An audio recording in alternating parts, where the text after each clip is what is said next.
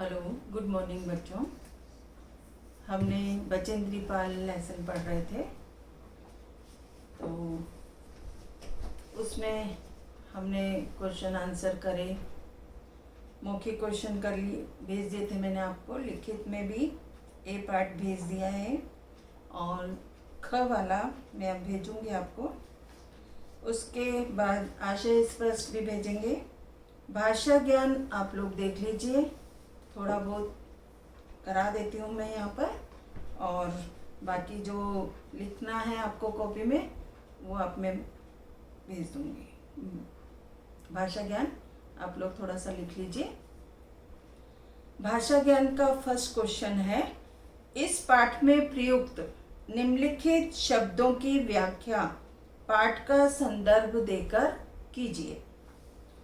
तो इसमें फर्स्ट है निहारा है, उसका अर्थ लिखिए। प्रसन्नता पूर्वक देखा है,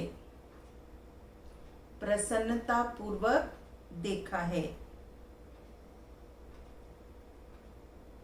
तो यहां पर कब प्रयोग हुआ निहारने का? जब पाठ में कब हुआ था?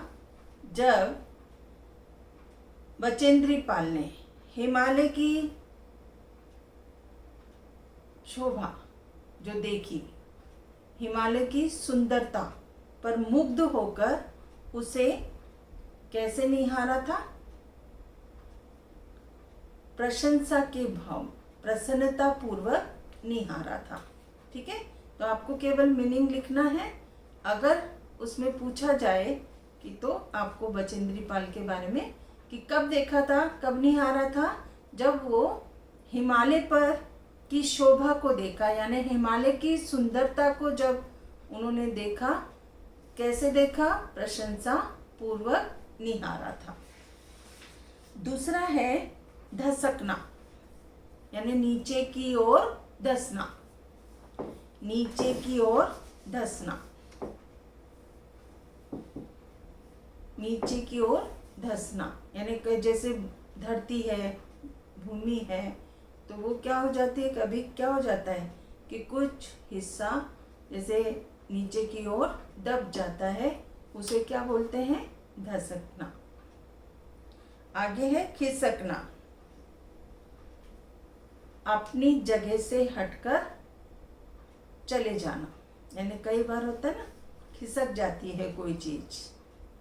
तो जब बचेंद्री पाल हिम शिखर की यात्रा कर रही थी, तो हिमखंड, हिमखंड में हिमपात हुआ, जैसे बर्फ गिरी, तो कुछ हिस्से क्या हो गए थे? खिसक गए थे, है ना।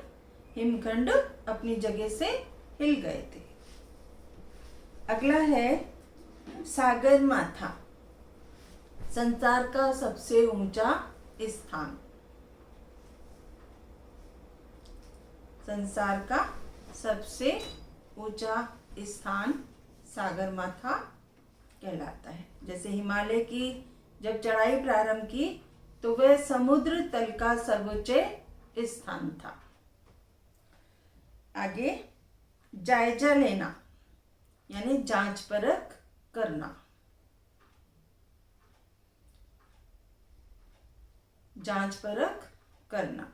तो यानी जब बचेंद्री पाल शिखर यात्रा पर यात्रा कर रही थी, तो जो अग्रिम दल था, यानी उनसे पहले एक दल जाता था और वहां का जायजा लेता था आगे के रास्ते का, तो उसे क्या कहते हैं? जांच परख करना।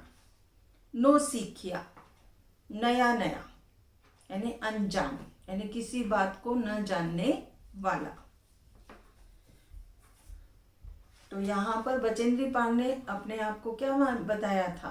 नो सीखिया, यानी कि मैं तो इसके बारे में कुछ भी नहीं जानती।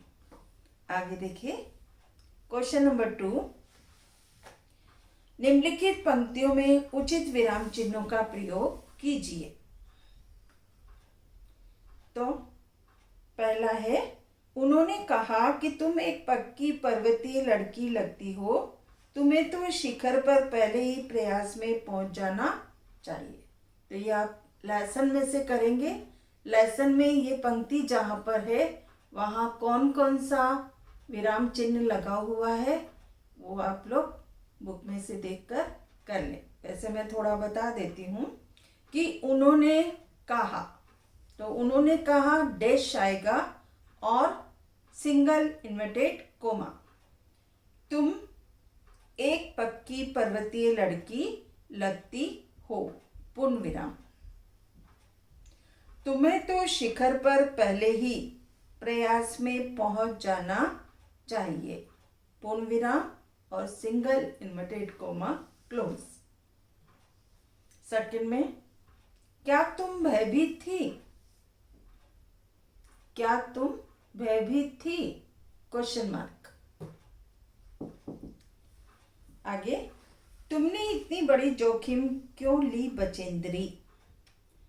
तो इसमें तुमने इतनी बड़ी जोखिम क्यों ली, इसमें कोमा आएगा और बचेंद्री क्वेश्चन मार्क, ओ क्वेश्चन मार्क सॉरी नहीं, विस्मयादि बोधक चिन्ह। आगे देखिए थर्ड क्वेश्चन, नीचे दिए उदाहरण के अनुसार निम्नलिखित शब्द युग्मों का वाक्य में प्रयोग कीजिए। तो ये आपको कॉपी में करना है। थर्ड क्वेश्चन फर्स्ट करना है, थर्ड करना है, ठीक है। इसके वाक्य बनाने हैं आपको। यहाँ उदाहरण दे रखा है तो इसको करेंगे। क्वेश्चन नंबर 4, उदाहरण के अनुसार विलोम शब्द बनाइए। यह भी आपको कॉपी में करना है। नियमित, अनुकूल का प्रतिकूल है, नियमित का अनियमित,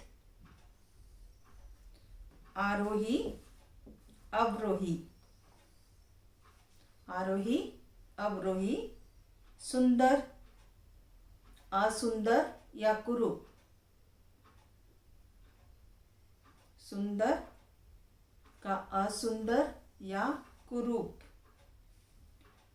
विख्यात का कुख्यात, कुख्यात, निश्चित का अनिश्चित, निश्चित का अनिश्चित। क्वेश्चन नंबर 5, निम्नलिखित शब्दों में उपयुक्त उपसर्ग लगाने हैं।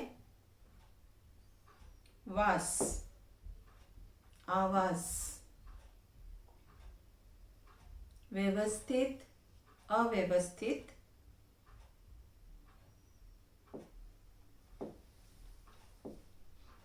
कूल का अनुकूल प्रतिकूल, ठीक है। गति का प्रगति सद्गति दुर्गति,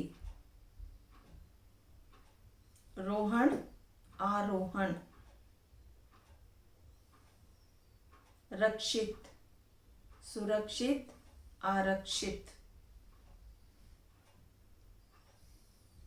क्वेश्चन नंबर 6, इसमें रिक्त स्थानों की पूर्ति करनी है क्रिया विशेषणों से।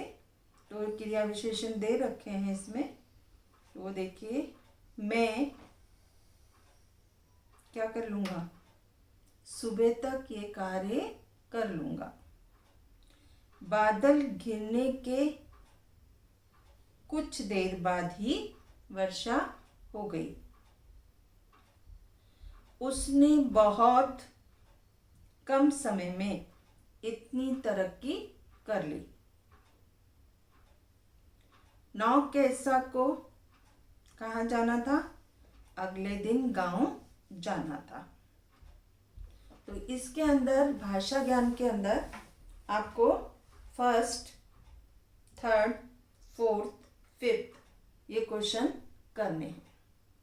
आगे हम कल पढ़ेंगे।